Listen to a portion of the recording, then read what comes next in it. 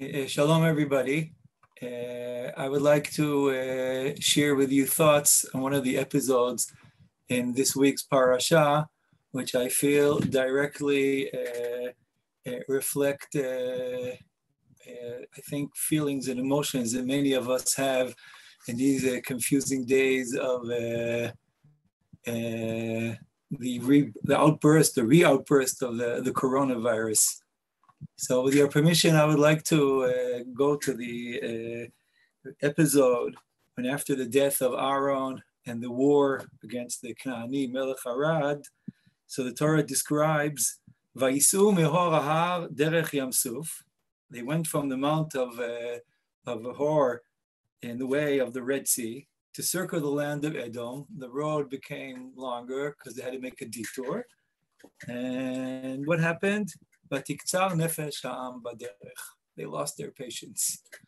And it's like children in the car asking, when will we arrive? When will we arrive?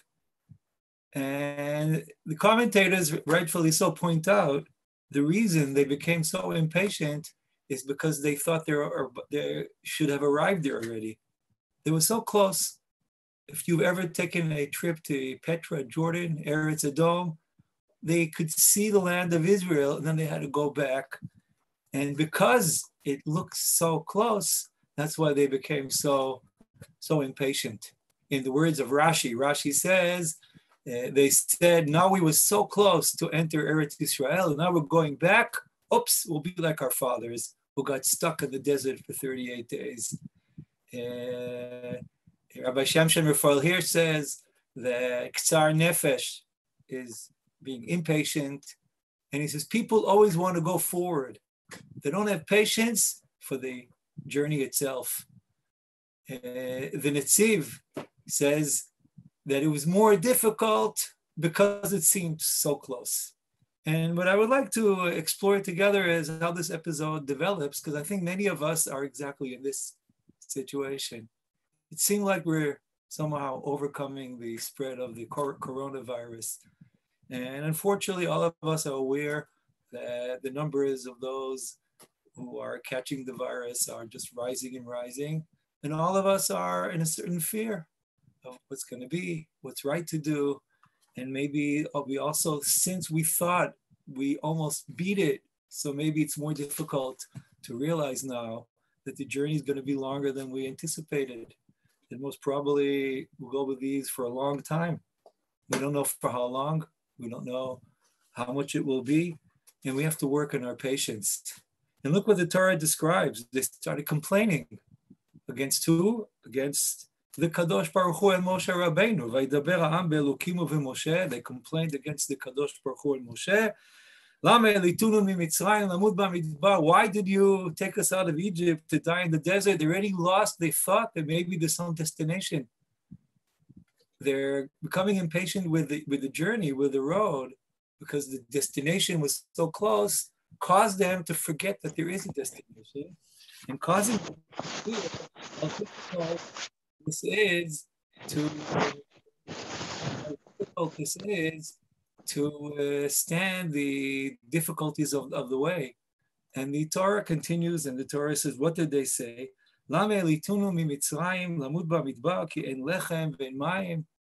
couldn't even see the good things of contemporary life because they did have bread, they did have water. Just suddenly it seemed to them tasteless. So what does the Kadosh Baruch Hu do? The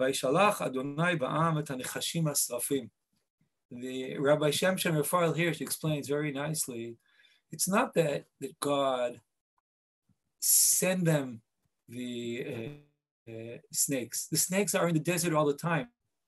God all the time protected them from the snakes. All he did is remove his protection, and suddenly they got some perspective on contemporary times and the way they're living now. Okay, in the words of the Rabbi Shemshon Raphael Hirsch, I read it to you. I have a Hebrew translation in front of me. There are always snakes in the desert. Kadosh Baruch Hu stopped them from damaging them. So what did God do? God just let go. He just took away his protection, And the natural procedure happened, that the snakes attacked them. And the Torah continues to describe how the Kadosh Baruch Hu told Moshe Rabbeinu, make a snake, and Moshe makes it out of copper. And if somebody looked at the snake, so then he would live. And I'm sure many of you are familiar with the question of Chazal, who asked themselves, how can a copper snake save us from the snakes?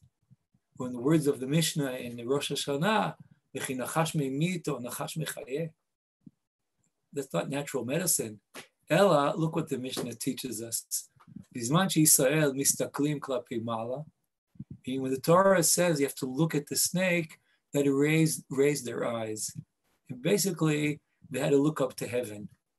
They had to attach their hearts to the Kadosh Baruch Hu. In the words of the Mishnah, mistaklim klapi mala u'mishabdim et libam la'avihem shebashamayim hayu mitrapim.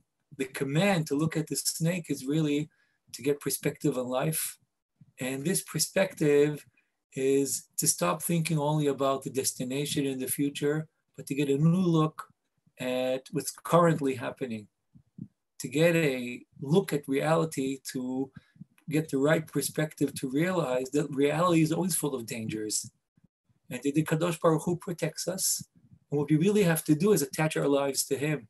Okay, in the words of Rabbi Shimshon Raphael Hirsch, again, I will read it in the Hebrew translation and translate to English. He says the biting of the snakes had only one goal. It gave them perspective on what it means to being in the, they forgot what's really going on. And that the truth is that they were living in the desert only because the miracles that the Kadosh Baruch Hu did protected them from the snakes. They didn't dawn on them how much they depended upon the Kadosh Baruch Hu. And now he says, person who is a snake bit him, he will put in his heart, he will make an internal change. He will decide he will get a new perspective on life. He will see the snake. That will remind him even later, when there are no snakes, it'll remind him who protected him from the snakes or who's really protecting his life. He says what we really have to learn from this episode in the desert is that our lives always have dangers. There are many dangers in life. And that God protects us all the time. Without us really being aware of it, we forget. This episode is a call for perspective. From the difficulties of life in the desert, of the long journey, to try to get a new perspective that will lead our lives also when we're out of the desert.